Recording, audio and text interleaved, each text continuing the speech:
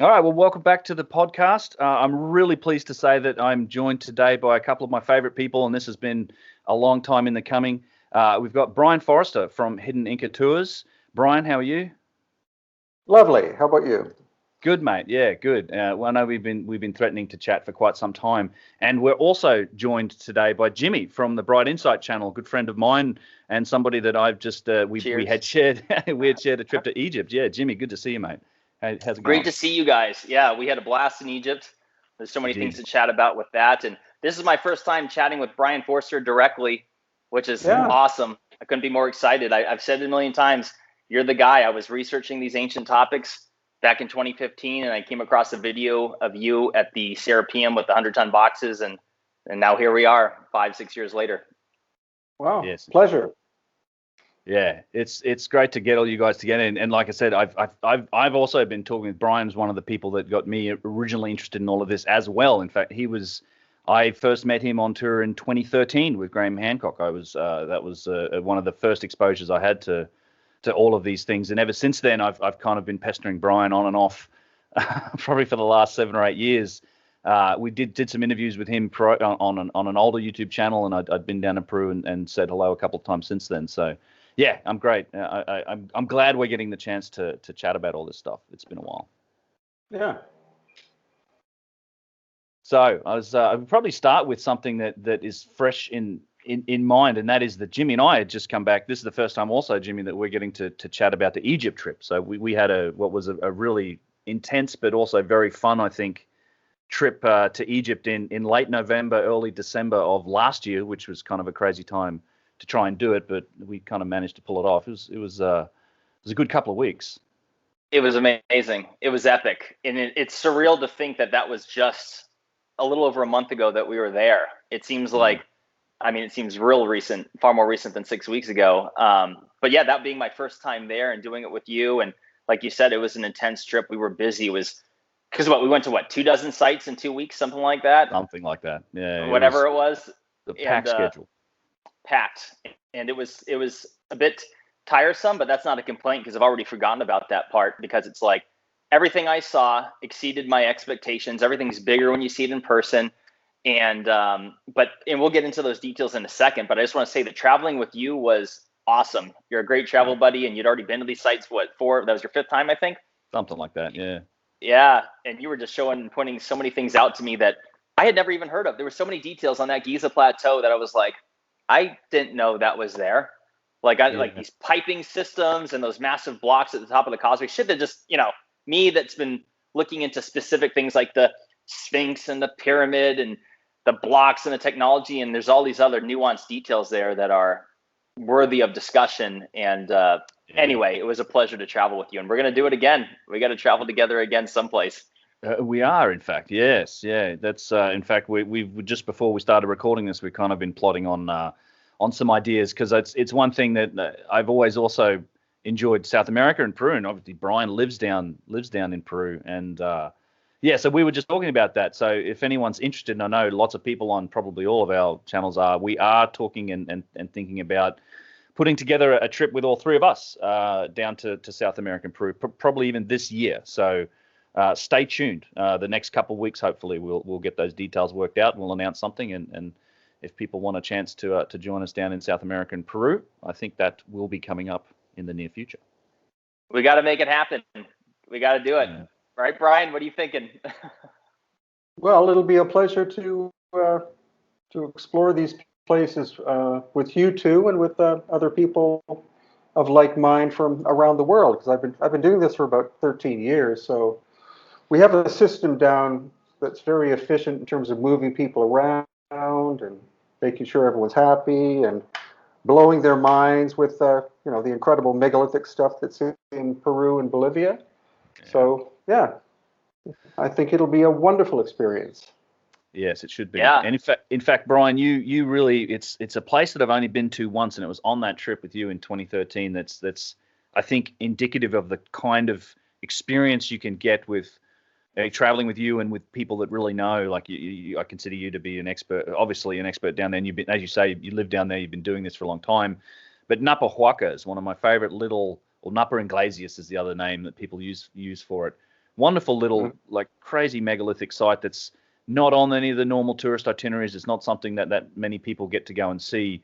It's kind of a little journey. You got to walk up past a river, up some train tracks, and then hike up the side of a terraced hillside in the Sacred Valley to find this little megalithic cave that's up there, made out of bluestone or granite, and it's got these incredible shapes in the granite. And it's not something that's an official site or anything, but yeah, that was. I assume there's all these little things like that all over South America that are just not part of the regular well-known parts of it, but that are mind-blowing nonetheless. It's stuff like that it just, to me, is just like there's something else that was going on down here. This wasn't all just Inca work. Oh yeah. That's a special little place, Pahuaca. If you look it up on the internet, most commonly it's listed as Ñaupa Iglesia, but that's a mix of an Inca word with a Spanish word. And so I consulted with my friend Wilco, and we decided to rename it Ñaupahuaca, which means the ancient sacred place, giving it a proper Inca name rather than a mix like that. But yeah, there's still a number of places up around Cusco in the Sacred Valley that I haven't been to yet. Nothing big. I've been all the big ones. But my friend Wilco, my other friend and mentor Teo, they've lived in Cusco all their lives, so they know these subtle little locations that they want to take me to in the near future. Awesome. Still a lot to learn. Nice. Yeah, Jimmy, I don't know if you've seen it. We had a video on it, but I think that's definitely a place that if we all got together and went down there, that we'd go and visit. It's a real special little corner of Peru. Yeah. But yeah, Jimmy, one thing I wanted to ask you is, and I hadn't had the chance to do this yet because as I said, this is kind of the first time we've really talked much since the trip. But that was your first trip to Egypt, right? That was on the tour. And as you said, like it was when you're there, it's tiring and it's usually a busy schedule, but it's not the part that you take away from it. I guess my question is, what were your impressions of it? And did you, like a lot of people seem to feel that when you just visit Egypt, but often it almost immediately calls you back. Like a lot of people I've talked to that visit it for the first time, like, man, it was just, it was mind blowing and such that, you almost immediately want to go back and go and look at a lot of this stuff again after you've had a chance to process it. Has that been your experience? Yeah, there was a special vibe to it. I've been to different places in the world. I'm not like a vast world traveler though, but there's different places where you feel better at than others. And there was something about Egypt that has such a good vibe. The people were wonderful. I mean, I'm talking the most friendly and welcoming people ever. And it is something about, and people can think what they want, but I'm like, there was a vibe about it. I'm like, I could almost live here if it wasn't so crowded, because I like a little bit quieter.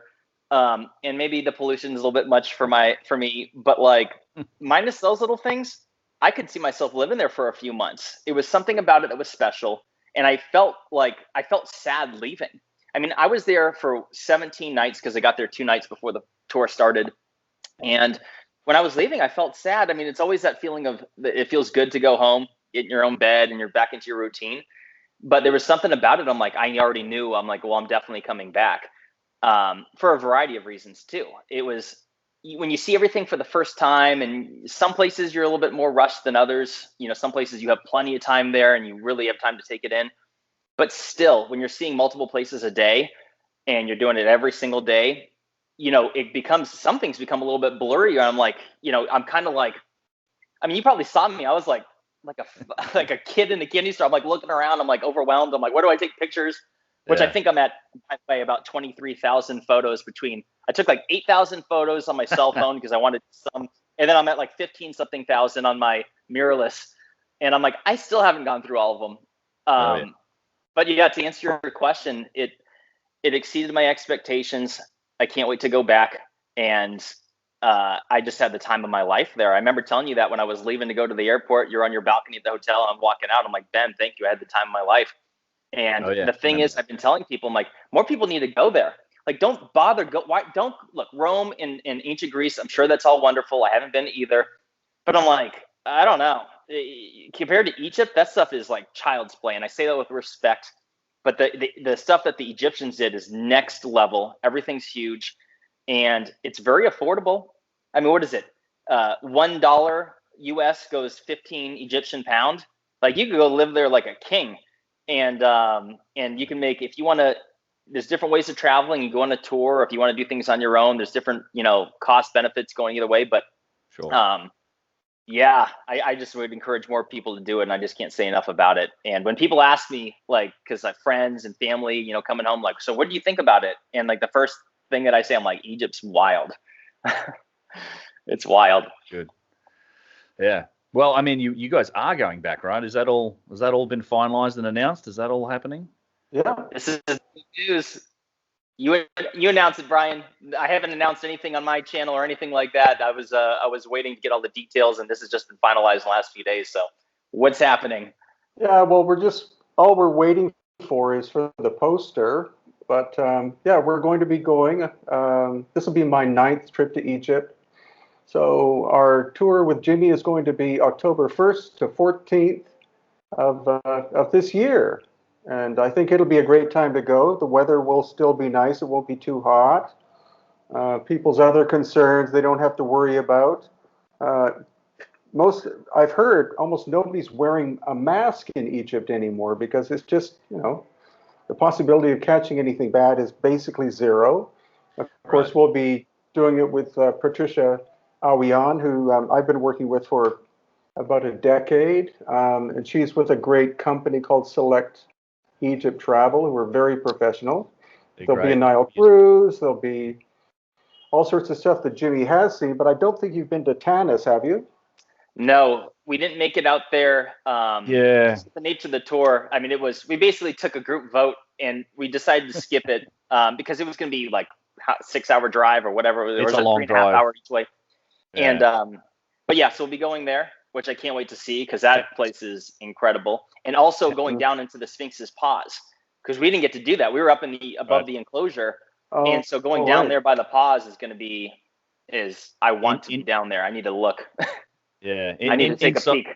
Inside the Sphinx Enclosure is a good experience. I've been down in there too. That's worth doing. Yeah, we had planned to go to Tanis, it was kind of like a flow-on effect of what happened. Just the part and parcel of the risks of traveling in 2020, late 2020, was that we had originally planned a Nile cruise on ours, and literally 2 days before we flew to Luxor, we got the call from. We also use Select Egypt. And they tried to move. The government pulled all the permits for all the cruise ships. We had a ship booked. We had it all ready to go. But then, literally 2 days as we were on the tour, it was like, oh man, this has just happened. They're not going to let them sail. No cruise ships were sailing, from what we could tell. And yeah, so we had to pivot and say, all right, we do Upper Egypt by bus, which it ultimately sort of compounded. There was quite a bit of bus travel, and then towards the end of the trip, it's like, well, we've got a day where Tanis and Bastet's like a big day. Get up early. It is a long bus drive from Cairo. So we decided the group decided we'd rather spend another day at Giza, and at the Giza you could spend a week just at the Giza plateau, just walking around. I mean, easily. So yeah, we pivoted. I'm glad you guys are getting to Tanis though. It's absolutely worth the trip, and it's worth the time it takes to get out there. It's a wonderful spot. I did a couple of videos on it. It's some place I do want to get back to as well.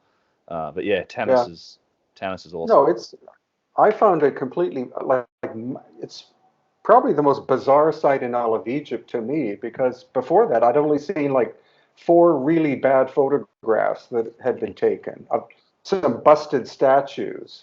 But when you get there, it's like a lunar landscape. No plants grow at Tanis because it looks like it was hit by some kind of incredible heat force and just blew the whole place to pieces. There's 12 or 13 massive obelisks that have all been snapped like styrofoam.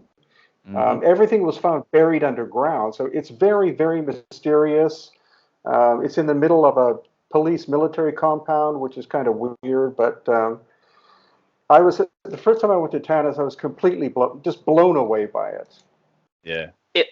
Me having not been there, it looks like, honestly, just from seeing pictures and video that you've posted, I'm like, it looks like evidence of a cataclysm. Something terrible happened there. It's pretty apparent.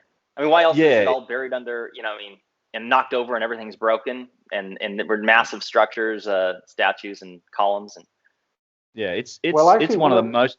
Go ahead, Brian. Sorry.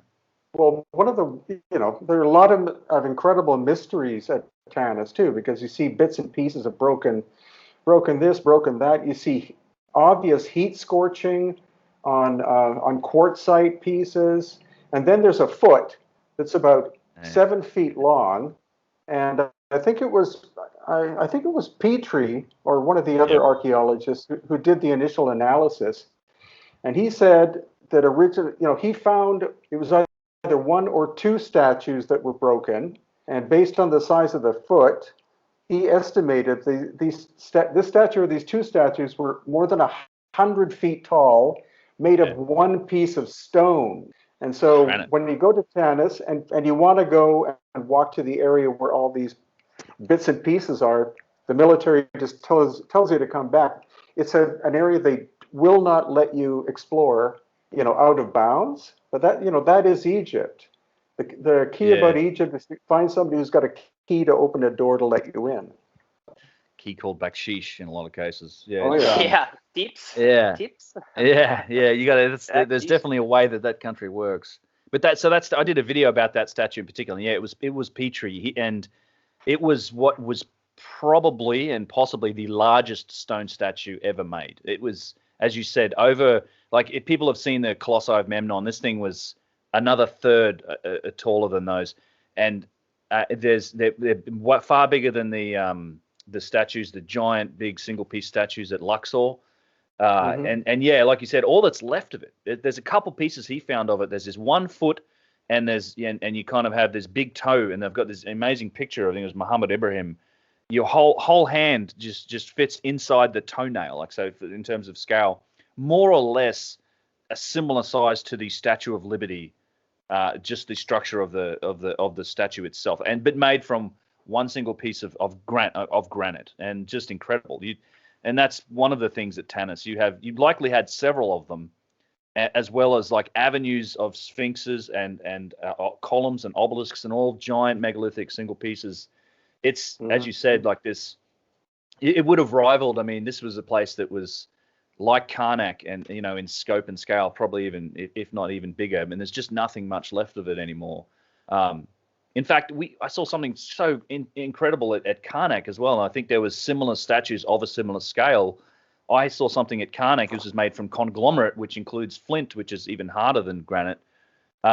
What's left of a hand, and there's a thumb on that, and that thumb was almost the same size as this big toe. So if you just sort of work on extrapolating the size and scale of it, you're talking about other statues of that same magnitude also at Karnak, and this, you're talking like 1,200 tons, 1,500 tons, certainly even more than that with the one piece of stone, and the fact that it's conglomerate stone is even crazier, because that's, I mean, it gets into the details of how to work stone, but conglomerate is in some ways a much harder material to work than just granite, because you have this varying degree of hardness of the material that's in it. It can vary wildly, like from soft to hard. So getting those machine surfaces and those flat edges, which I think are these, signatures of advanced technology and signatures of techniques that we can't explain by the tools and techniques that we have in the archaeological record, or of what we know of the dynastic Egyptians, makes them, obviously I think they were inherited, but it's, I think that stuff was everywhere. Like the best example we have of something of that scale now is the Ramesseum. There's that fallen over big statue. And even that's slightly smaller than these other statues that we're talking about. And that's just, when you first, I had this trip in December was the first time I'd managed to get to the Ramesseum. I'd not been there before. And and luckily I was on the balloon. We did the balloon ride over the West Bank. So we flew over it, I think the day before or that morning. And then we got to the Ramesseum. It was just perfect. It was close to sunset. The light was incredible. The footage I have perfect from the Ramesseum and the images is just astonishing. And man, I tell you what, it hits home when you see the scope and the scale, the sheer size of what that statue would have been like. And again, one single piece of granite. Unbelievable. It's 1,000 tons. Yeah, at it's least, unreal. Besides you're mentioning like being there at sunset, the lighting was fantastic. It was a beautiful sunny day. But I remember thinking, like, going up, and you're describing before, like, what the that massive foot, And it's like similar right there. I mean, I remember taking a photo of it. I'm like, this is Lord of the Rings. Lord of the Rings is based on a true story. It's right here. Because like in the first one, Fellowship, and they're like going on the canoes down the river, and they're passing by those massive statues that are like this, and I'm like, that's what it reminds me of. I'm like, just standing next to the shoulder, and you see pictures of it, and you see people standing in front of it, and you're like, that's huge. But then when you see something with your own eyes and you're right there, it's even bigger. I mean, I think most people can comprehend that things look bigger in person, but we do try to imagine in our minds what it will look like just based on those other photos you see with some dude standing in front of it. But when you're actually there and you take it all in, I knew I was in the presence of greatness. I'm like, what happened here? I'm like, this place, the precision of that. And by the way, how far did that stone come from that particular location? I don't know if it was 100 miles or it was miles. It was something. It wasn't right there. That's right. Yeah, there's Aswan, the quarry is still a significant way, even in Upper Egypt. But again, you've got examples of those sort of scale of stone as far north as Tanis. And Tanis is the other direction from That's 1,000 kilometers. Yeah, that's in the delta. Like that. Yeah, exactly. And there's no Nile River there to shuttle this stuff down. Brian, it's like Brian, tree trunks and olive oil. Come on. Yeah. Yeah, that's it. Well, milk's the other thing. Like they put milk in front of the sleds. Yeah, it's funny, that's a good point, because that's the what we're referring to, of course, is the orthodox explanation for a lot of this stuff, which is, it's Saqqara. We've got a scene on the wall where they've loaded an obelisk on a boat, and they obviously were floating these things down the Nile, and that's how, because the Aswan quarry is about 1 kilometer from the Nile. It's not that close. Even with the inundation, the Nile wouldn't have been that close.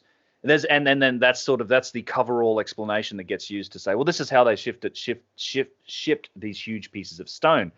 Now, there's a few problems with this. It's something I'm working on in a video at the moment. But the scene on the wall in Saqqara, real famous, on the causeway. I've got plenty of pictures of it. We saw it, Jimmy. The obelisks are tiny. They're like the guys standing next to it. It comes up to about chest height. Like, they're much smaller obelisks. They may be 70, 80 ton maximum, which is, sure, that's plausible. You can. Right. I think where the difference starts to show is when you scale up to 600 plus tons, which you have a lot of objects in that category in Egypt. So I'm sure they were shipping smaller stuff on the Nile. But the other thing is, you have a lot of objects and a lot of granite that didn't come from Aswan. Like, Aswan's rose granite. There's a lot of the pink granite. That's where it came from.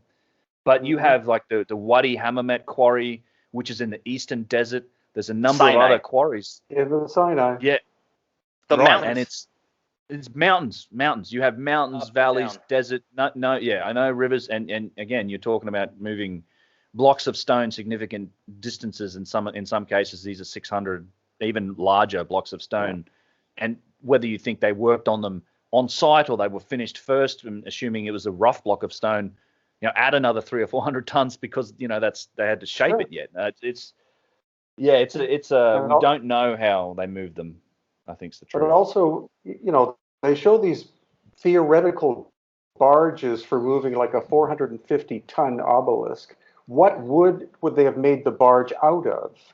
Right. There are no native trees in Egypt that you can make lumber out of. So automatically people will say, well, the cedars of Lebanon. It's like, I don't think so. No. They have to, they always have to give a silly story that they think gullible people will swallow. And all it takes is, medium intelligence to ask a basic question like, what kind of wood? Oh, I don't know. This is the thing. I'll be provocative. I'll just say it. I don't even think they're trying to make gullible people believe anything. I think that they themselves are the gullible ones, because they have not tested these theories. They read about it in some textbook that somebody else made up that didn't do it. These are people that have never been to the gym a day in their life. They don't know the what it takes to lift weight. And I'm not dissing them because they're not, muscly or something. I'm saying that when it comes to actually moving mass, it is different than most people think. And it's not just a matter of like, well, hold on a second. If they could do it for this size, then you just add in this many more people. And then because that's what I've heard them say. I've heard these professors say this. They're like, it's just a matter of more people. I'm like, that's at a certain level, it doesn't become feasible. Like, how large are these ropes? How long are they? And like, I don't know. I just think that a lot of these people, like, they mean well. They just don't. They haven't tested it themselves. And I think that's what this comes down to. Like, if I had won the Powerball a few weeks ago and it was a bunch of money, like, I would I would have thrown a bunch of money around to get a bunch of these same people to test these things. So like, I'll give you everything you need, and I'm going to make you a small fortune in the meantime. We'll all be friends. But let's test this stuff. Let's really examine these things to see if you truly believe now, after having tried it, that these are the methods that would have been utilized. Because there's a lot of debate, obviously. We all know this. There's a ton of debate in this community of ancient history enthusiasts. And I think that we all just want to know the truth. But clearly there's a mystery here. There is. And I think there's a couple things going on with a lot of this. One is in most cases, they're trying to fit all of the stonework into the box that is this. Here's the evidence of the tools and the things that we found, right? So we found copper chisels, we found pounding stones, we found basic sleds, and we found scenes on the wall that show them carrying, medium or small sized objects on barges. That's the evidence. Like that's, and you go to the museum, there's these little sleds and things there, and they've got the pounding stone. So they then look at everything in Egypt from this lens of, well, here's the tools that we know we found, and they try and they just use that to cover everything that they see. And there's a real lack in open-mindedness on this. Like there doesn't seem to be any room for the idea. Yeah, exactly. There's a pounding stone right there, Brian. That's the tool. The mystical wonders of Egypt. That's how they made it, apparently, right? But that's how they made a 1,000-ton obelisk. That's how you do it, Jimmy. Yeah, we filmed a couple people trying their best to make some dust. There's a good video you made, actually. I like that. I want to. Yeah, and it's just. Go ahead. Well, I was just gonna say real quick, like those stones are heavier than people realize. Like that's one thing I didn't mention in that little video. When I was holding it, that thing is like 10 pounds. It's not light, and it hurts your hand, and it's not even chipping it away. And some people will say. I saw some criticism or people saying, well, they would have attached them to wood, make it like hammers. And I'm like, well, let me just say this. That's not what they're telling you in Egypt, because they made us watch that video produced by Zahi Hawass, but they specifically show you. People need to understand this. Like, don't believe me. I'm telling you that they make you, before you visit the Aswan Quarry, go into a classroom and watch a video where they show them hitting it with their bare hands. No wood, and I don't even think it'd make much difference if they were. No. But this is what they're teaching. So if you disagree with that method, then cool, we're on the same page. We all agree that there must be a little bit more to that story, because between those cuts, between those divots, or what I'm trying to say, the scoop marks, thank you, are what, 25, 26 centimeters precisely for each and every single one of them? Something. Yeah. Or is it 50 something? So if they're all the same size, that in itself would say that it wasn't done just by hands, people just banging it away. It was something else. Yeah. Regardless, I haven't seen these people actually demonstrate these methods with any bit of success. I don't see the round corners. Don't get me going. No, I know. No, Jimmy's wound up now. There's so much to say about that, all of that, and the quarry's a good example. There's, I can tell you, there's been some studies. So Chris Dunn's book it has a roundup of. There's been several different studies where people have tried, and you get wildly different results, both from older archaeologists and sort of more modern guys that have kind of pounded away and figured out the material removal rates and how long it would take and how much effort it would take, and the results vary wildly. But you've got a number of real significant practical challenges that you can see with your own eyes when you go to Aswan. One is that exactly what you said, Jimmy, is that the scoop marks, and we found this out because we had a couple people on our tour with the latest iPhones that would LiDAR scan things. It turns out that these scoop marks are a very uniform width. They're almost exactly all the same width, which is indicative of a tool that isn't just, all these guys sitting in a trench hammering. Like you don't have room for starters to use wood down there because these trenches are narrow. Maybe one person fits in them. The other thing is that these scoop marks, not only do they extend horizontally, but they're on underneath the stone. So you're not gravity fine. You can drill a hole maybe this way, but you would also be doing this up in the air and horizontal, and that's a whole different kettle of fish with this method. It is sort of patently nonsense, and I think that's why they effectively try and indoctrinate everyone that comes through there. Sit down, watch this 20-minute video. It's like, and it's the music. The wonders and Zahi's. It's like an orchestra playing. It's like, okay. Yeah. And this is how they did it. And go and bang on a stone and just I call it the national project answer. Like, this is a question we asked Zahi back in 2015 on the tours. Like, how did they do it? And his answer to things like how they built the pyramids, how they did these objects, is that it was a national project. Everyone wanted to do it. And this is the orthodox explanation. They just say, oh, people would have been felt privileged to go and work as a worker in the granite quarry during the wet season. I'm like, try that for an hour and get back to me. So how you feel after an hour of pounding into granite and like not doing anything with it.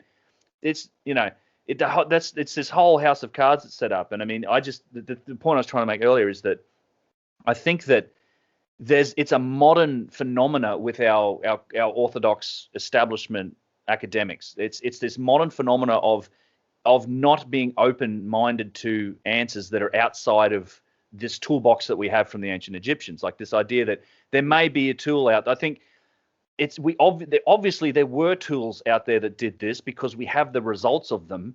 That doesn't mean we've found them, and we may never find them, but we have the results of them. You cannot explain what happened, and this is something that Petrie knew, that our older generation of explorers and archaeologists knew. They were aware of it, and they were a bit more open-minded to the mystery, and they would speculate as to how potentially it could have been done, but they were definitely, I think, more aware of and more open to the mystery. But it's modern, last 50 years almost that we've got this. We know how it was done. It was done with these tools that we've got in the archaeological record, and that's it. And it's like, come on, you can poke holes in that all over the place. Like the sled thing drives me crazy. There's boxes in the Serapeum. They're sitting on the ground. They were in transit. Trust me, if they had just dug under the corner of one and they had found the smallest, tiniest fragment of wood or of some sled that was under that, they would have crowed from the rafters of their ivory towers that the mystery solved. We figured it out. But they don't do it because there's no evidence of it. I'm sure they used wood to move and sleds, and the dynastic Egyptians did all that. But that doesn't explain the real megalithic stuff. It's worth mentioning. Brian, I want to hear your opinion, but I just want to throw this out there because you were mentioning, like, this is a human thing where this goes back hundreds of years, whether it's Galileo, Copernicus. I've mentioned this in some of my earliest videos. Like, at one point in time, flat Earth was the scientific consensus. At one point, they would freaking threaten to torture you to death for suggesting that the sun rotates around, the Earth rotates around the sun, or that we weren't the center of the universe. This was the scientific consensus. This is a human thing. We have to embrace the fact that we just don't know everything, and it is a human thing to want to be right, and that's it. Sorry, my dog was. I had to move the camera. He was whimpering. I didn't know if you guys could hear him, so I had to give him some attention. Sorry, Brian. I want to hear your opinion on this. On what? Well, on just like whether the like Ben said, like the ivory tower, like this, because you've been doing this for years. You have been presenting these things. You've gone to these sites more than. So there's a lot of people write textbooks on these things, and yet here you are. You've been to Machu Picchu 72, 73 times, I think you had said. You go to Egypt 9, 10 times now. And a lot of these people, and I won't name names, but some of them haven't even been to Egypt once. Many of them, actually. And those that have, many of them, it is one time. And so I'm just curious about your opinion. You've seen it all. You've heard people of all explanations. You've heard the academics. You've heard, the alternative, ideas. What's your experience been as far as, what the mindset is on if there's something that you think is totally wrong, and they're clearly wrong on some, like as we've seen in some of these examples, whether it's the stone hammer thing. What do you think that's about? They just don't want to believe something new. They just want to believe that they're right. Are they trying to hide something? Like what's the angle there? Well, it's a paradigm. It's a boys and girls club, more boys than girls, and they all collectively reinforce each other's belief in this collapsing paradigm. And that's what's great about the work what the three of us and others are doing, is that we're physically going to these locations, which is important, because you can only learn so much from photographs in someone else's video. But when you go there, you see the sense of scale, you see the impossibility of it. Doesn't matter how many people you have working on a project like the Great Pyramid. It doesn't matter how many people you have working. It can't be, it simply can't be done. You can't move a block every 2 minutes from the quarry and set it into place and lock everything together. It doesn't work. So I think the important thing is that the paradigm is dying because more and more people's eyes are opening to what is obvious. Like the the clear distinction between what the dynastic Egyptians could have done with their toolbox and what they couldn't have done, what the Inca could have done, what the Inca couldn't have done, what the Tiwanaku people could have done, what they couldn't have done. You always get that. You get this, everything was done by these people, and you ask simple questions like, how did they do it? And then they give a silly answer like, well, they use bronze chisels and stone hammers and stuff. Anybody with any sense of logic would go, that doesn't work. So that's where, we've all gone through some frustration with this, but it's all working out. Millions of people are now looking at this kind of stuff. It's attracting more and more people to these ancient places, because if you can say that whoever did this work was pre-dynastic or pre-Inca, it makes the time frame bigger and bigger and bigger. So you would think the governments would love this because it would bring in more tourism. If you say if this place is 12,000 years old compared to 5, it's like, but that's what we're bringing to the table through our common sense, observation, and videos. It's like, I can't tell you who did it, but I can tell you who didn't. That's right. Yeah. I can't tell you what tools they used, but I can tell you what tools they couldn't have used. That's it in a nutshell.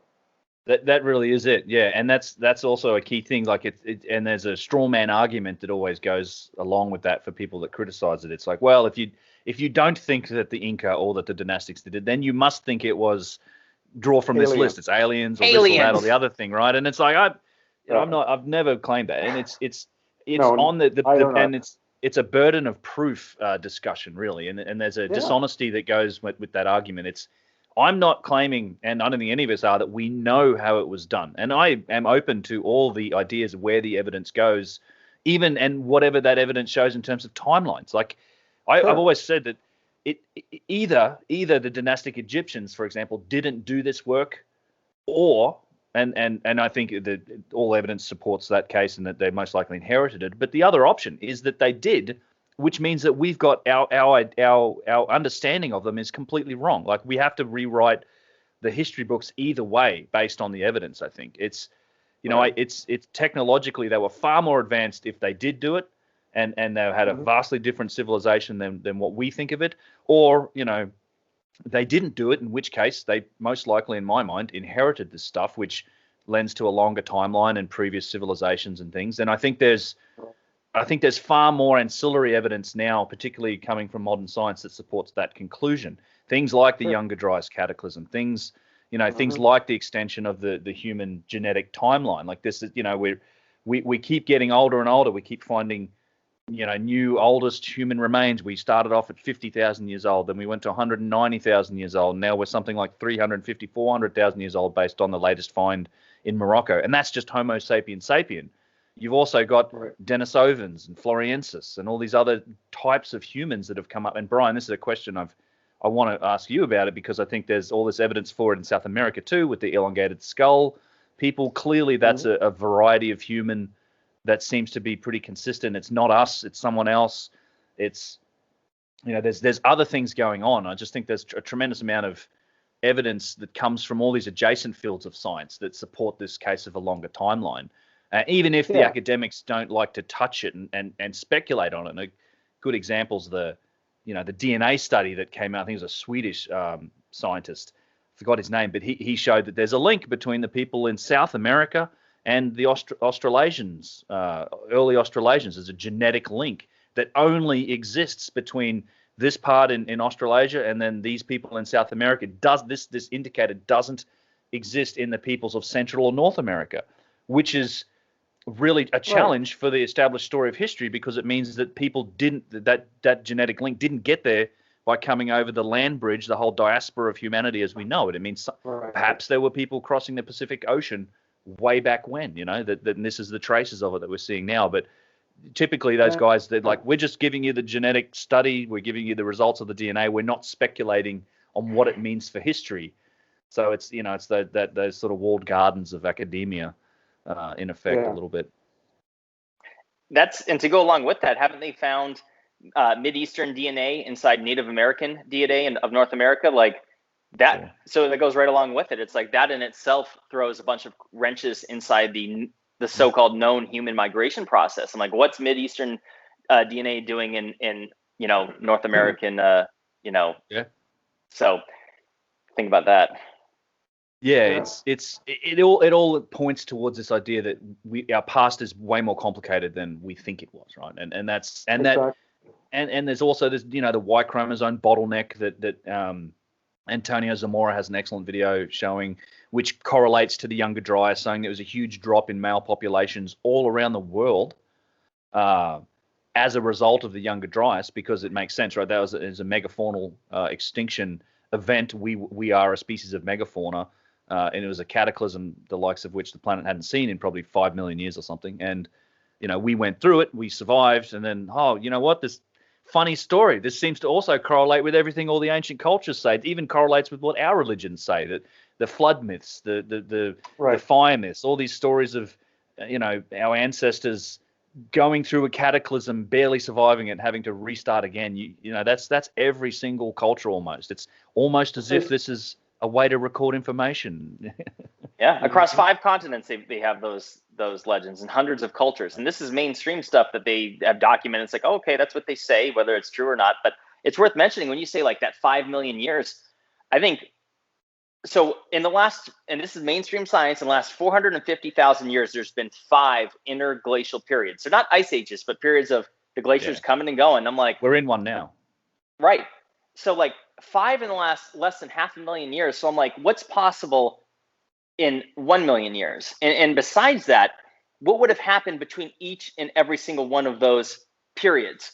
I mean, that's drastic climate change that would have affected humans. I mean, it appears to me that the Earth is a very volatile place. It's rather as hospitable as it is for prolonged periods of time. Then there's these swings of weather, and whether they happen quickly or over prolonged periods of time, this Earth is constantly changing, and that makes civilization probably a difficult thing. And I think it all ties into why there's this lost aspect of our past. Yeah, absolutely. And I mean, look, whether we can argue all day. I mean, I'm sure people will about climate change. I mean, that's a very political discussion. But the fact is that I really do say that the reason our civilization, and I really believe this, it got to the point that it has, is because of the really lovely weather that we've had for the last 8,000 years or so. Like, honestly, if you go back and all you have to do is go and look at the Greenland and the Antarctic ice core records that show you, like, they basically, it's incredible. And this, again, only happened the last 20 years. This is new information as far as the long story of history goes.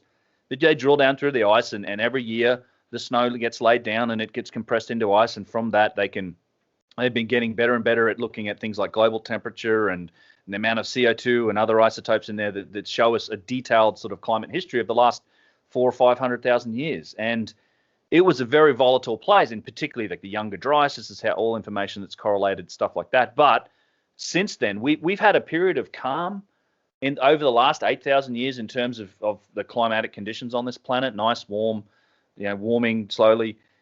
Perfect for life. We haven't had a period like that for the last something like 250,000 years, and that's, I think, one of the major things that's enabled our civilization to flourish. And even through that civilization, we've had little various ups and downs, and people don't realize it, but things like the plagues and the dark ages of all these things, they correlate to cooling events, like to periods of cool. The Renaissance correlates to a warming. We basically, once we came out of the dark ages, I mean, the Earth was cooling. Is one of the reasons that there was famine that encouraged disease. You had all of the plague, bubonic plagues and things happened. And then as we came out of that and started to warm slightly, crops became more plentiful. We flourished. The Renaissance started. Like this, we're very much tied in. Our civilization, our prosperity is tied into the weather on the planet. I mean, and that's where we have it really good. Like, there's no real sign of it stopping either, for that matter. But certainly not in comparison to what happened. The actual climate, what I like to call actual climate change, which was what happened 12,500 years ago. Yeah. Anyway, I have to mix it up a little bit. I have a question for each of you. So whoever wants to go first. 1, Ben, this was your 4th, 5th trip to Egypt. So I'm curious, what about is there something that you learned or something that surprised you on this trip? And then for Brian, for when we go in October, what is it that you're most excited to see? And whoever wants to go first, I'm a bit curious.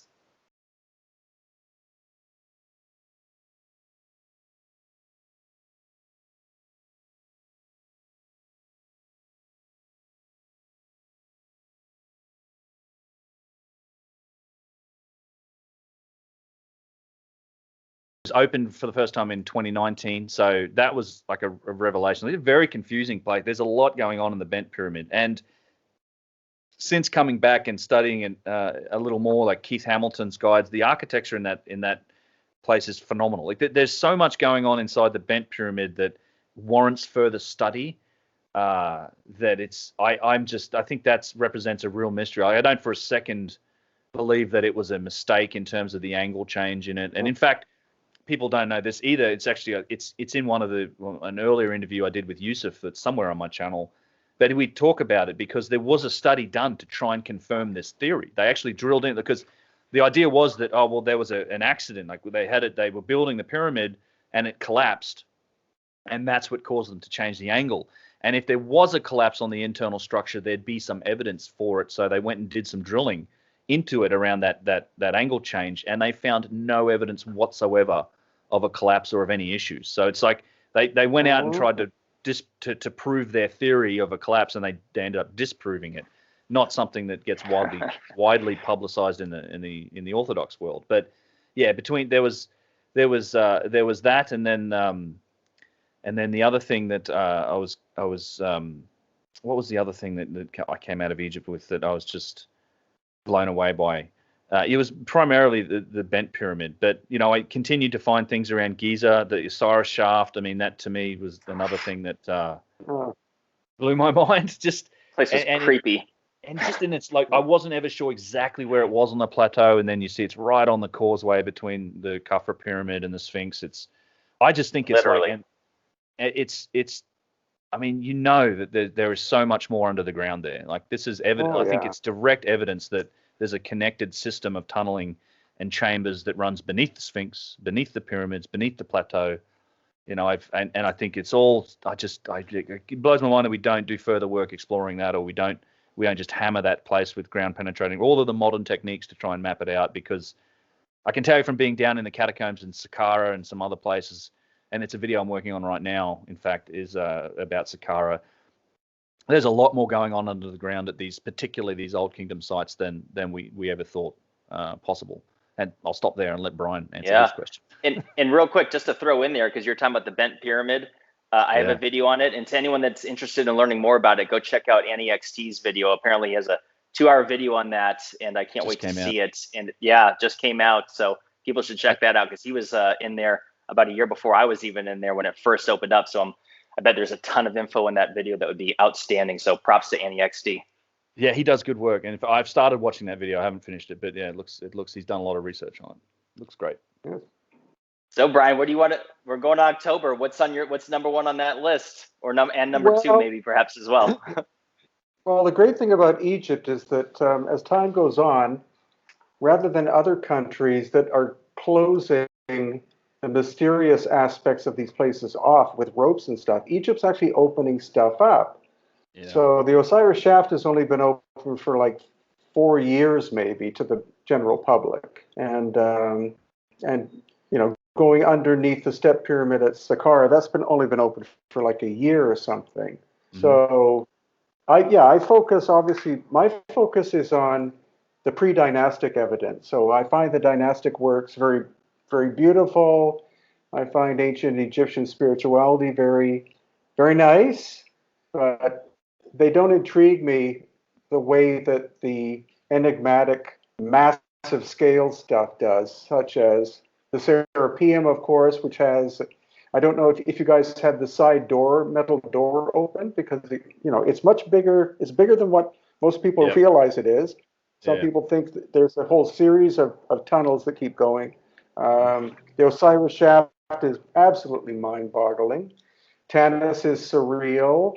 Going into the pyramids themselves are great. I can't wait to see the box that you guys recently filmed that had the really incredibly precise corners. Lahoon. Oh yeah. That's the stuff that still, that's why I keep going back to Egypt, is because Actually, I can't get enough visits to these enigmatic places that conventional academics basically they don't even look at, they don't try to explain them. They don't try to explain how the boxes of the Serapeum got in there without there being any kind of soot on the ceiling or, yeah. whatever, that kind of stuff, and how they were put down into the niches. You can see the obvious sign where the one is still in the hallway. So you have the box, then you have the lid. They're both unfinished. So somehow the box was supposed to go into the niche. Then the lid comes along, gets put on top, gets marked, in order to finish, gets taken off, finally tuned, and then the lid goes on and hermetically seals the vessel. Yeah. I mean, come on. Yeah. Yeah, there's you just reminded me, I would add Lahoon Pyramid, and particularly that box to my revelations from that last trip, because I'd heard about it. I'd just heard about, they've opened up this Lahoon Pyramid, it's really cool. I'm like, it's like, because it's one of those middle, they say mud brick pyramid, it's not, I would consider to be an Egyptian attempt at copying some of the older stuff, but again, it's another case of something that's I think dynastic and low tech, built on top of a subterranean structure and objects that are obviously very high tech. And I think this happened a lot, with a lot of nuance at these places where the dynastic Egyptians used these sites, and then they respected, they built on top of them. I think that's what's going on at Lahoon, because that box is insane. It's not the biggest one you've ever seen, but it's actually inside a granite room. Like, the whole room is so precisely made. It's an arched ceiling. The only other arched ceiling I've seen like that's the one inside the third pyramid. And I think that one's made from limestone. But this one's a granite room with granite arched pieces, beautifully made. And then, this box that's, thousandths of an inch in terms of perfect. And it's Petrie, when I went and dug up information on it after, Petrie measured it, and he just called it, perhaps the finest piece of work ever executed in such a tough and unforgiving medium. Like, he thought it was the finest piece of precision sculpture that had ever been done. And as far as I know, it is certainly ancient.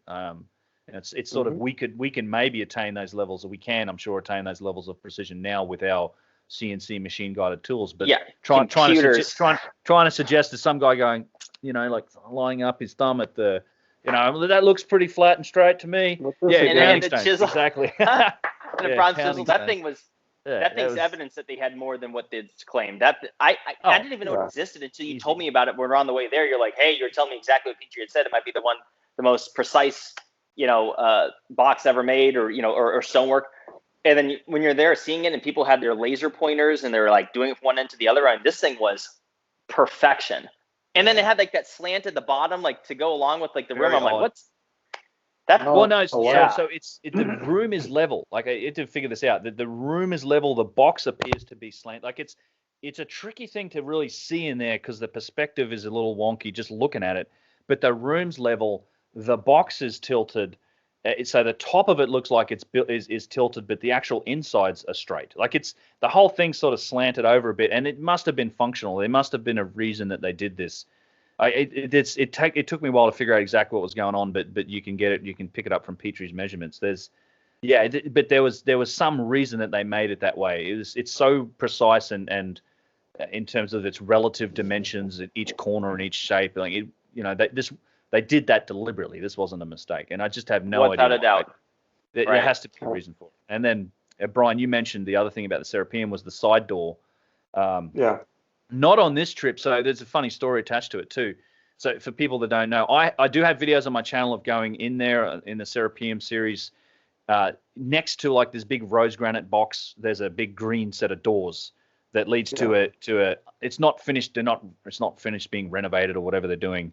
But in previous trips there, I've been in there, and it has inside all these other alcoves, and there's you see one of the big granite steles that was inside all of the alcoves that's busted up in one area. But it also has my favorite box in the whole place, which is this massive, one of the biggest ones in there, big black granite box that's tucked away in a corner in this unfinished area. And I show that box on my channel, got some videos of it. And so we wanted to get in there, and we would have had not the almost entire Saqqara staff been sort of dismissed and sort of put in the sin bin, for want of a better term, because of so apparently at the same time we were in Egypt, there was some woman had rolled up, and she was running around taking these what can I say, Instagram style risque sort of photos at sites, like dressing up like some sort of, forgive the term, but some sort of slutty pharaoh queen, like this big provocative, busty girl that was taking these pictures. And then mostly natural. Of course, Egypt's fairly conservative, right? It's not a good thing to be doing in a Muslim country like that. And anyway, and also fairly disrespectful to the culture, honestly. And she did this, and she did it at one site, and then there's a picture, and then she also did it at Saqqara, and then the government figured it out, and they basically shit-canned the entire staff because of it. And of course, that included our connection that had the keys to the door. The guys on site didn't even have the keys to the padlock to open that door. Uh-huh. Otherwise, we would have got in there. But maybe, I did. Oh, sorry. Go ahead. I'll tell the story after. Yeah. One last thing about the Serapeum is that I did hear a very interesting rumor from some people that work on that site and around Saqqara in general, that they may have discovered a whole other extension to that place, and there might be as many as 20 more boxes in another set of galleries. So that's what guy working there said. That's worth mentioning. A person that works there every day, that's what he said, right? Like, that's what my understanding was. That's worth mentioning. Like, something. Yeah, or is it just a rumor? Well, I would class it as an unverified rumor at this point, but it was, it's certainly something that I'm going to try and look into a little more, and we'll see. I think I agree with what Brian said about Egypt opening up more, and I think that's because there's been a change of the regime in the antiquities department, and the new guy seems pretty keen about doing this, and you can tell, like, they're making discoveries, and so it's every month or two you'll see something in the news. Oh, they found this, and I think it's all trying to build up to the opening of the new Grand Museum. So it's possible that they've made this discovery and they're sitting on it, and that they're going to wait to get that so it has maximum impact on the world stage. Because when they finally do open up that Grand Museum, they want dignitaries and kings and queens and all this sort of nonsense. So they're going to try and build up. I'm sure it's a coordinated strategy.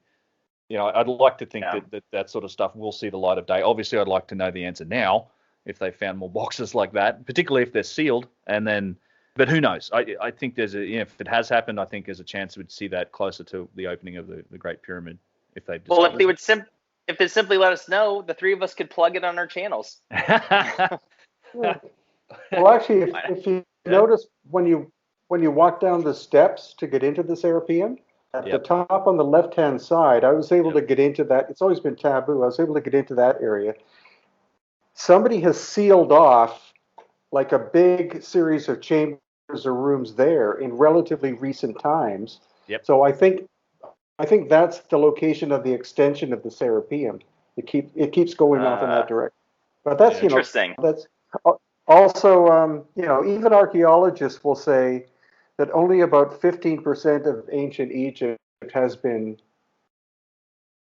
unraveled or unearthed, or whatever you want to say. But most people will then say, well, the other 85% is under the sand, but they don't understand the other 85% is underground. It was built on purpose underground. And that's why you also hear the stories like from Abdel Hakim Aouyan of a tunnel connecting Saqqara with the Giza Plateau, because he went through it when he was a kid and all this kind of stuff. So, there's a lot more that we could explore as time goes on, for sure. That's a crazy story. Because didn't he say that he had walked, it was like 8 miles, like as the bird flies, right after line of sight, like 8 miles. Mm-hmm. And people need to realize Yusuf Salyan's father did that as a kid. Like, he's not making that up. Like, people can think what they want, but I believe it. Why would he lie about something like that? I totally believe it. And we already know that there's all this infrastructure under the plateau as it is. We'll be discussing this in our videos with all those shafts that you see along the plateau, and you see that there's tunnels that go horizontal through them. I got some great pictures. People can see and think for themselves, and some of them are gated off. And it's like, there's things there. I don't know what's there. I hope my dog is whimpering. I'm going to have to feed him in a second. Fine. Don't worry, we're not getting off. I don't know if you guys can hear it. Can you hear him? He's like, he thinks there's something wrong with me because I'm talking alone. He's not. If I could be on the phone walking around, he doesn't do anything. But when I do a FaceTime, he thinks there's something wrong with me. German Shepherds are the best. They look after you. wants to participate. Yeah, I know. I've got my door shut because my dog's out there too. So. Yeah. Something I want to mention real quick, going back to with that lady who was taking provocative photos. A lot of people were asking, like, hey, did you get a chance to hike the pyramid? Did you go to the top of the Great Pyramid? And a lot of people don't understand just how tightly the security is. I mean, there was guards everywhere. And when we were there in the Great Pyramid, we went at night. And there was guards everywhere. And apparently the story, and I think, Ben, you're the one that had told me this, or someone told me, that some couple went up there. They snuck up to the top, and they filmed a porno up there. Like, they banged and filmed it and put it on the internet. And that's apparently is the reason why the Egyptian government, like, doubled up their security. And they hired, like, a third-party security company to lock that place down. Like, you can't even get on the steps. Like, I climbed up one set of steps just to get a picture, and they're blowing their whistles at me, yelling at me. Like, they're not messing around. Like, no one's allowed on that thing. And apparently that was the reason why, or one of the reasons.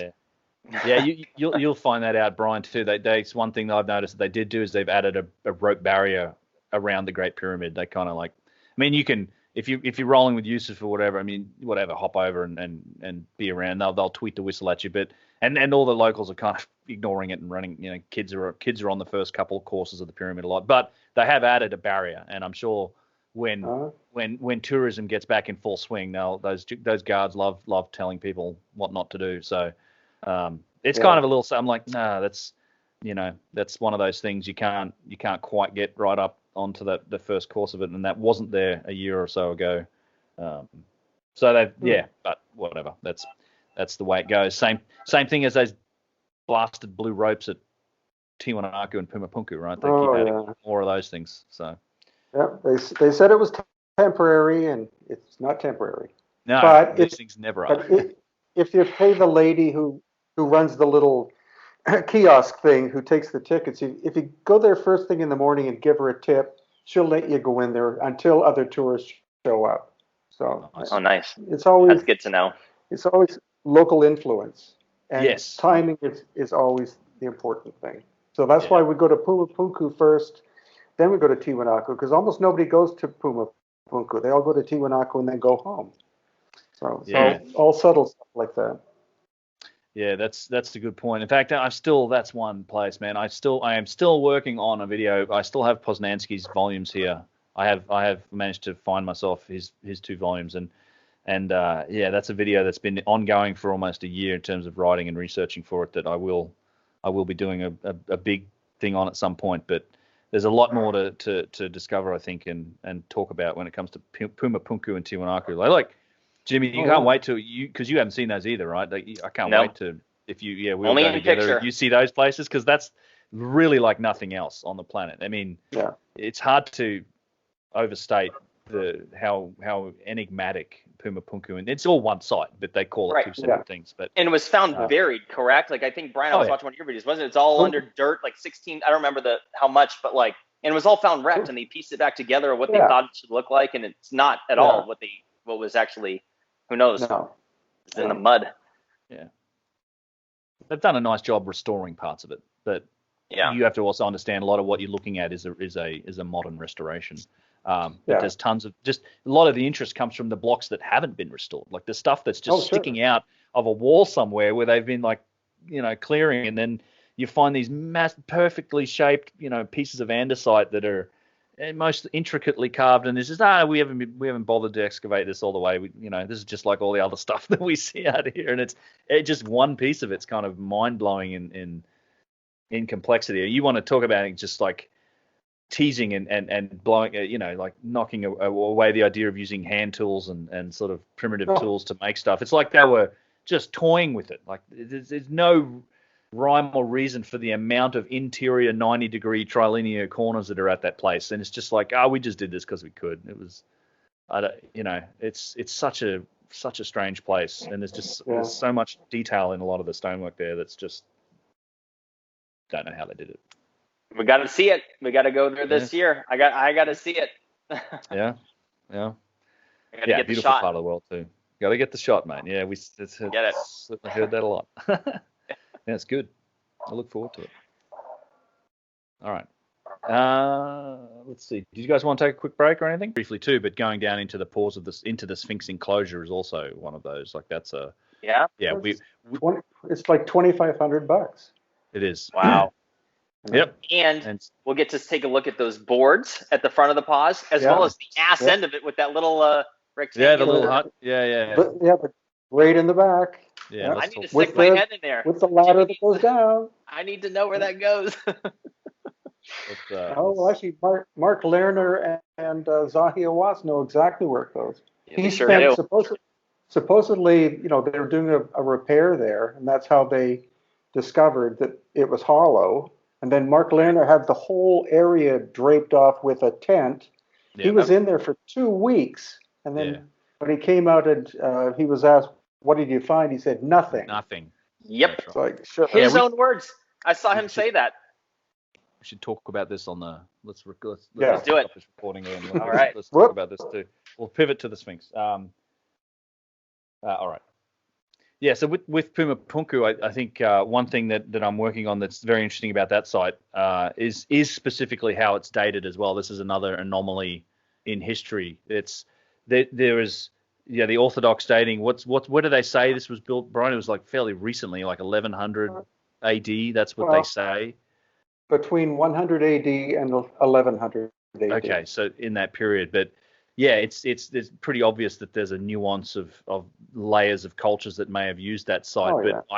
I'm digging into what Poznansky's dating of it based on the same technique that kind of gets used in Giza and elsewhere, which is astronomical dating based on alignments to particular constellations and an understanding of the great year, the 26,000, 27,000 year precession of the equinoxes. And the way that site was originally laid out as Poznansky found it led him to speculate that it may be as old as 12 to 15,000 years old, and that it aligned specifically to constellations based on that great year. And he gets a lot of criticism for that idea. He's not around to defend himself from it anymore. But very few people have I think really read what he wrote. And one of the things that he said was that he was very open-minded to other interpretations, and he acknowledged that this was only at the early stages of the science that would be required to accurately date this site, and that he hoped that going forward future generations would continue to refine and enhance this science of trying to use alignments and figure out how things were set up. Because one of the problems with that though these days is that in the modern reconstruction of that site in Tiwanaku specifically, is that they've moved things around. So you don't actually have the same alignment targets. They've reconstructed it and shifted stuff from the original plans. So that's why I think it's important to go back and look at the original records. And of course, Arthur Poznansky spent 50 years excavating that site. He's pretty much, his books and his material contain all of the original as found kind of ground plans for that site. Interesting place. Well, also what a lot of people don't know, because I've been there. I've been to Pumapunku and Tiwanaku between 50 and 60 times, and I have the privilege of going with Antonio Portugal, who will join us if you guys come on the August tour. He spent like 40 years with archaeologists studying the site. They were able to do ground penetrating radar, and they found massive hollow chambers underneath Pumapunku that have never been allowed to be excavated. So that's ground penetrating radar of the site. And recently they did LiDAR from a quadcopter, I think, and they found out that what's underground is much, much bigger than what's above ground. So now the government has to not necessarily excavate, but they have to come up and tell the truth that Pumapunku and Tiwanaku are much bigger than what they suggest. Right. Wow. Well, there you go. Yeah. I mean, that's scientific evidence that shows that it is. There's things under there. It hasn't been excavated. So proof that there's more to it.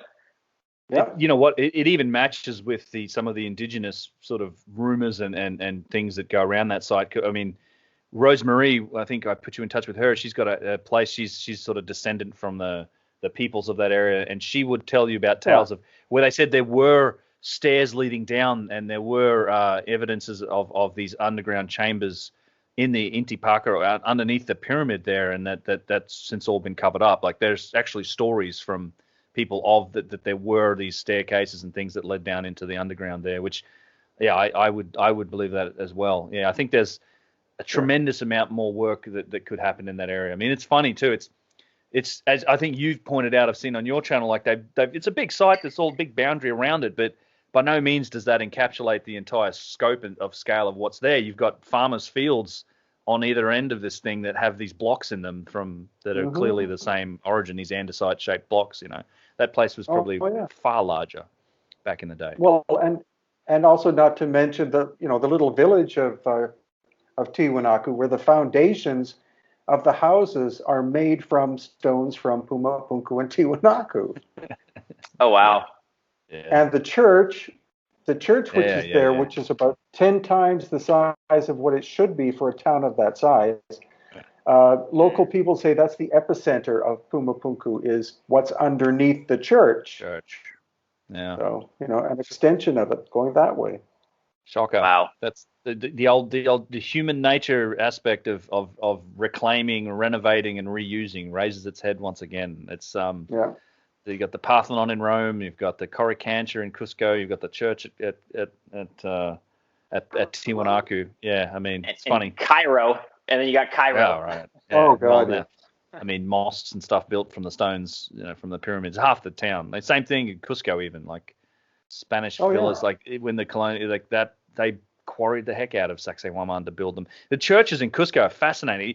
You can just see the different, like where they've taken megalithic blocks and tried to plaster them together, and then they've had to use local stone. These buildings just have so many different styles of architecture, which is one of the reasons I find it so fascinating. Well, another point with that is that when you and I and Ildi and the others were filming at San Cristobal, the church.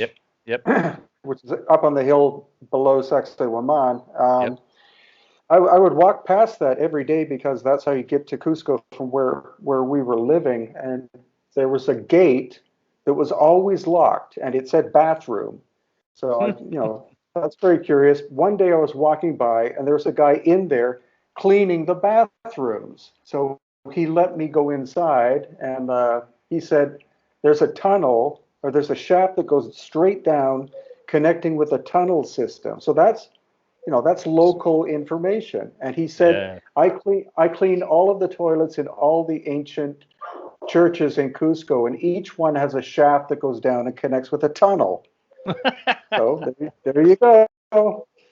Yeah. If there's one thing, and I know because there's so much debate inside the community of lost ancient history enthusiasts, whether it's the technology aspect and the ages and the dating and all that, but if there's one thing that I wish that would unite, whether it's the mainstream scholars and versus the alternative people that could unite everyone, is that there are things that none of us are aware of that are worthy of exploration. And if there's one thing everyone could agree about, is that none of us have all the information, and we are, I believe, entitled to it. This is humanity.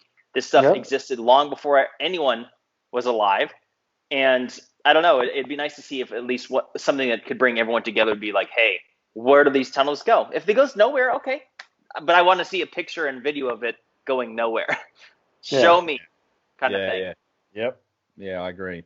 Absolutely agree. And speaking of tunnels that go nowhere, there was we just had a quick break and we were discussing one. There's and this is, I think, an opportunity that you guys are going to have on your upcoming Egypt trip, which is going and looking at the tunnel that supposedly goes nowhere at the back end of the Sphinx, which is only accessible with the special permission to go down and stand, in the Sphinx enclosure. This is an aspect of visiting Egypt that is worth understanding, is that there's a lot you can see and do on your own as a tourist, but going with a group, and this was the focus of our trip in December, was, we had 5 or 6 special permissions on them. And that's one of the benefits of going in a group, is that there are certain things that you can only do with a special permission that, it costs several thousands. Each of them costs several $1,000s, which is why you have a group to help everyone have the experience and share the cost. Things like, getting into all the chambers of the Great Pyramid, renting that thing effectively for 2 hours, getting into the Sphinx enclosure, getting into the Assyrian, which we did on our recent trip. But yeah, you guys have got the chance to get down in between the paws. That's gonna be fun. Yeah. Well, Because yeah. oh, sorry. Go ahead, Brian. Go ahead. Okay. Well, another, there are just so many subtle things. That's why we're going to have to keep doing these podcasts, because there's so much stuff we can discuss. But another simple thing about the Sphinx is that they're in between the paws of the Sphinx. There are a series of planks, like in a grid system, that are there. And Mohammed Ibrahim was our guide that day. And I said, why did they put this here? Because you have a stone staircase coming down, then you have sand and stuff. And he said they built that series of wooden planks to hide the access to the underground system under the Sphinx. And what would happen is in the late 90s, at 1 o'clock in the morning, heavy equipment would go up there. They'd lift up the planks and they would start doing excavation. And this is from the Awian family. Then they'd say, at about 5 o'clock in the morning, all the lights of the machines would be turned off. They'd go back down and leave the complex. So again, it's the local information which is the most profound, because that's local people seeing stuff in their neighborhood. Yeah. And that's where you get these insights that there's much, much more, especially to the underground system in Egypt, than what almost anybody wants to fess up to. Yeah. Yeah, I've heard a similar story, like that place has been, there was at some point there was a concert that they tried to do. Occasionally they do these things. This might have been a couple decades ago, and they basically erected a stage and a tent or like a covering over the front of that area between the paws of the Sphinx. And for a couple of weeks, this is a one-night concert, but for a couple of weeks, apparently there were dump trucks going back and forth and all this stuff happening beneath the cover of this stage. And after that period was when they ended up putting that wooden floor down, because people don't realize there is a paving stone. Like the Sphinx is shaped from bedrock, but that area between its paws and the front of it, there's actually, people call it these Roman paving stones. There's definitely a paving stone system on the ground there. And yeah, for sure, there could be that means that could be on top of something. There could be, openings there. And, these are, as you say, the A1 family and those guys, they literally live across the road from it, sit there staring. Yeah. I mean, Yusuf's Falcon, you sit there staring at the Sphinx and the pyramids. You can watch it 24/7. So I'm sure there that the locals see that sort of activity, and that doesn't surprise me in the least. When it gets to like all the speculation and things that have happened, in the other entrances into the Sphinx body. I mean, there's obviously one at the rear end that has a little wooden grate across it, that's supposedly goes nowhere, according to Mark Lehner. But Brian, you were saying like he did spend a couple of weeks determining that it went nowhere. Yeah, and there is, if you stick your head in there is a metal ladder that goes down. Yeah. So where does the ladder go to? Well, and there's a tunnel. And does that connect up with the Osiris shaft tunnel system? Mm-hmm. That's what's great about keeping going back is first time you go, you want to look at all the big stuff. Then second, third, fourth, you start to pick up all the subtleties of stuff. Yeah. And objects you hadn't seen before. And so it's getting into the subtleties and connecting the dots as you go. And that's why I'm very excited to be going in October with Jimmy, because we were going to go in March, but like next month. But the world is too chaotic at the moment to do stuff like that. But I think everything will settle down, and it'll be fine to do these explorations as well. If you guys want to come in August to Peru and Bolivia too, then the tour is already set up. It's on the website. The whole itinerary's there. Everything. So that it would be very exciting to be with the two of you in the field. I'm used to working with older guys than me. Having younger guys with fresh eyeballs we'll bring the party really with good us. for me. That's good. Yeah. Stay tuned. Hopefully in the next week or so we can figure out those details and announce it on our channels and media and all that sort of stuff. Because I know for me, I have a lot of people asking like, when are you going to get down to South America again, and when's that going to happen? So yeah, hopefully we'll have something to say about that in a week or so. And a lot of people, because I mean, as we know, times are crazy. So Ben, we traveled in November, December of 2020, which, I mean, people were asking me like, what are you doing? Like, what? Like, I'm crazy. I'm like, get busy living or get busy dying. I'm like, I can't stay cooped up for the rest of my life, and I won't be held down by fear. And everyone has a right to choose what they want to do with their lives. And What was interesting about our group that we went with, which I also believe will be the same exact case for later this year, is that there's a certain type of person that's willing to travel under these worldly circumstances. And it was good vibes. We had a fantastic tour. There's people I'll be in touch with for the rest of my life. And that's what I'm saying. Like, so our tour was great. And Brian, like, when we go, it's going to be the same thing. People that are willing to take a risk, because there is risk. You know what I mean? It's like, okay, like there's so many unknowns in the future as far as travel restrictions or whatever. But I am optimistic. And hey, where there's a will, there's a way. And like I said, get busy living and get busy dying. Like this is a profound opportunity to see these sites while they're virtually empty, which is what we had the privilege of doing when we went. And I'm convinced it's going to be the same thing over the next several months, that many, many places are not going to be, people are not going to be traveling like they once were, at least not anytime soon. So now it's still a profound opportunity to go and see these sites like never before. Yeah, and that's where offering a bit of baksheesh, which is a bribe, has the opportunity of doors opening that nobody else has access to, because Egypt's going through a very tough time, and so there's an incentive for. There's always a person who, that's what Abdel Hakim Al-Riyan would say. He'd say, let's find whoever has the keys, and that's how he would get access to places that nobody had access to. It's a little bit of baksheesh, and you get 5 minutes to go down the staircase and come back out or whatever. But that's how it works. That is how it works. Yeah, grease the skids, cross the palms.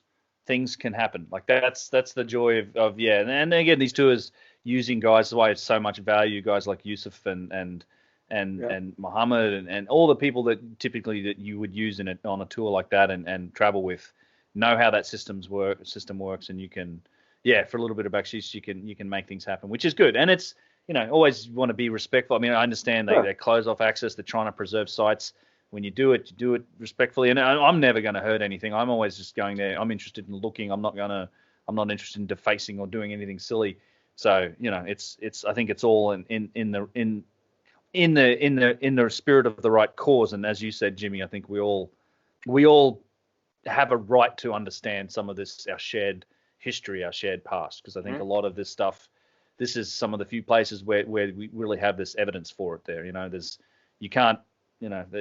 Unfortunately, there's only a few places around the world where we have these remnants, and that's why they're so profound and they're so special. And I think they feel so emotional when you visit, right? There's a weird left brain, right brain connection. I think, the first time I went to Egypt, I was expecting to have this analytical approach to it, and I was going to go and just try and understand it from this technological perspective, but you can't help but feel it when you go there, right? There's an emotional feeling, there's an attachment, like there's a profound, it has this profound nature that I wasn't expecting, but it hits you the first time you really see the pyramid. You go and stand in front of them and look at them. It's unavoidable, and I know guys like Kristan have had the same experience, where it's just like, wow, there's this connection to it. There's a profound nature to it, and we all have the right to experience some of that. So, yeah.